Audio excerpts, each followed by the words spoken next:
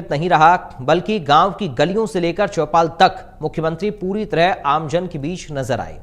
डूंगरपुर के धम्बोला गांव में शुक्रवार सुबह मुख्यमंत्री भजनलाल शर्मा करीब 1.5 घंटे तक मॉर्निंग वॉक पर निकले और इस दौरान गांव का माहौल पूरी तरह जनसंवाद में बदल गया। सफेद टी शर्ट में मुख्यमंत्री जब गांव की गलियों से गुजरे तो लोगों की भारी भीड़ उमड़ पड़ी। किसी ने फूलमालाओं से स्वागत किया तो किसी ने अपनी समस्याएं सीधे मुख्यमंत्री के सामने रख दी। मुख्यमंत्री ने बच्चों को चॉकलेट बांटी, महिलाओं और बुजुर्गों से हालचाल पूछा, युवाओं से पढ़ाई और भविष्य को लेकर चर्चा की और गांव की चौपाल पर बैठकर लोगों से गांव के इतिहास और विकास पर खुलकर बातचीत की।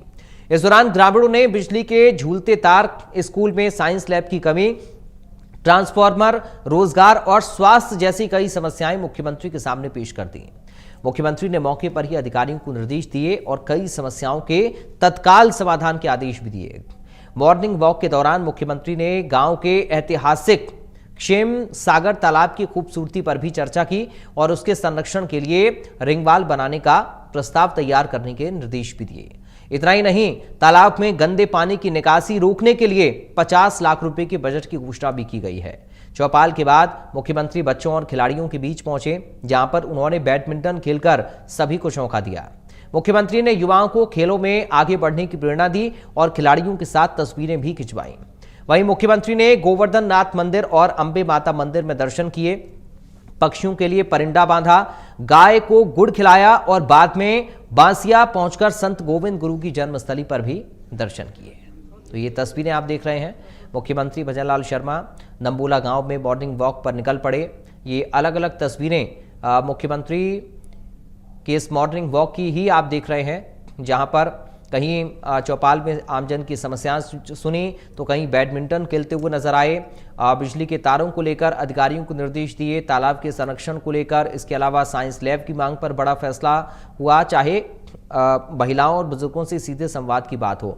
ये हर तस्वीर आपकी स्क्रीन पर इस वक्त आप देख रहे हैं। बच्चों के बीच ट्रॉफी भी उन्होंने बांटी है और साथ ही लोगों की समस्याओं को भी सीधे सुना। तो देखिए, ये एक बड़ा मौका आम जनता के सामने रहता है कि जब खुद सूबे का मुखिया उनके सामने हो तो वो सीधे उनसे अपनी बात रख सकते हैं, अपनी समस्याओं को बता सकते हैं और कई समस्याओं का तो मौके पर समाधान करने के निर्देश भी मुख्यमंत्री ने दिए हैं। देखिए, महिलाओं के, बुजुर्गों के आगे कैसे हाथ जोड़कर प्रणाम करते हुए, नतमस्तक होते हुए मुख्यमंत्री, चूंकि जनता ही जनार्दन है। चुनाव में जब जनता के सामने नेतागण जाते हैं तो तमाम वादे करते हैं, जनता उनको वोट देकर चुनती है और जब वो चुनकर आती है तो ये नेताओं का फर्ज होता है कि वो जनता की वादों पर, उनकी उम्मीदों पर खरा उतरें, उन्होंने जो उनसे वादे किए उनको पूरा करें। और कुछ ऐसी ही तस्वीर ये मुख्यमंत्री की सादगी की नजर आती है, जिसमें मुख्यमंत्री खुद आम जनता के बीच में है।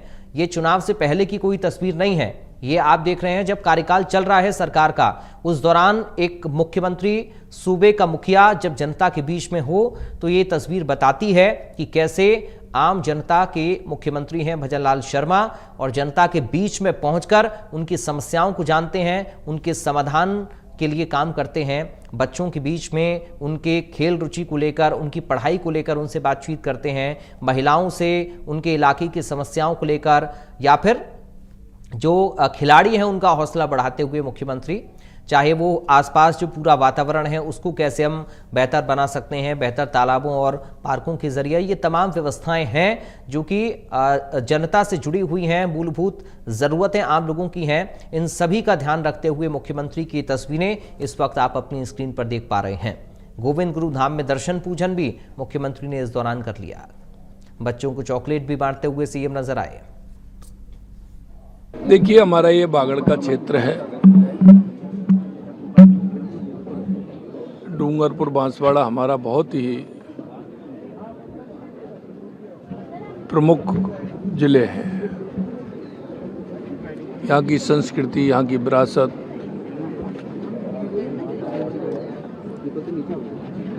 यहाँ के लोगों की पहचान, मैं लगातार, आज मुझे तीसरा दिन है, मैं बांसवाड़ा जिले में भी ग्राम चौपाल में गया और डूंगरपुर जिले में भी कल से मैं ग्राम चौपाल में हूँ। हम चाहते हैं कि यहाँ का किसान, यहाँ का मजदूर, यहाँ की महिला, यहाँ की युवा आर्थिक रूप से संपन्न हो। देश के यशस्वी प्रधानमंत्री नरेंद्र मोदी जी कहते हैं कि देश के अंदर 4 जातियां हैं: किसान, मजदूर, युवा, महिला। अगर इनका उत्थान होगा तो हमारे प्रदेश का, हमारे देश का उत्थान होगा। उनका कैसे सशक्तिकरण हो सकता है, आर्थिक स्वावलंबी वो कैसे बन सकता है, किसान खुशहाल कैसे रह सकता है, युवा अपने पैरों पर खड़ा कैसे हो सकता है, हमारी माता बहनें कैसे आत्मनिर्भर बन सकती है, इसे लेकर के हमारी लगातार डबल इंजन की सरकार काम कर रही है। माननीय प्रधानमंत्री जी के नेतृत्व में 2014 के बाद देश के अंदर जिस तरह से गरीब कल्याण की योजना हो, विकास की योजना हो, लगातार चल रही है।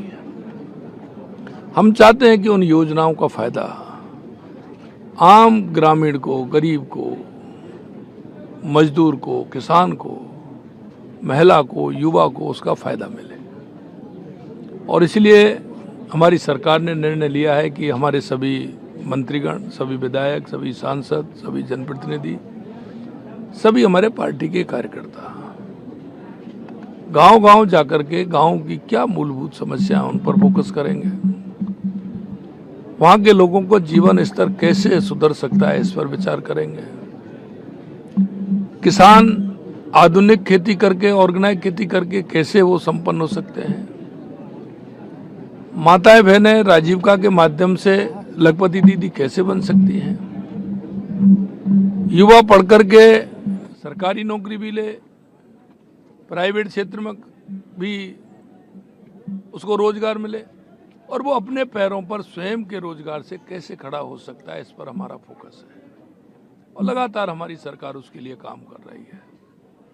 आज मैं इस दम्बोला गांव में आया हुआ हूं। मैंने युवाओं को भी सुना है, माता बहनों को भी सुना है, यहाँ के किसानों से भी रूबरू हुआ हूँ। हम चाहते हैं कि ये क्षेत्र हमारा बहुत ही अच्छा क्षेत्र है। यहाँ सरकार के माध्यम से चाहे पानी की योजना हो, बिजली की योजना हो, विद्यालय में पढ़ाई हो, चिकित्सा सुविधा हो, उसके लिए लगातार हम कर रहे हैं।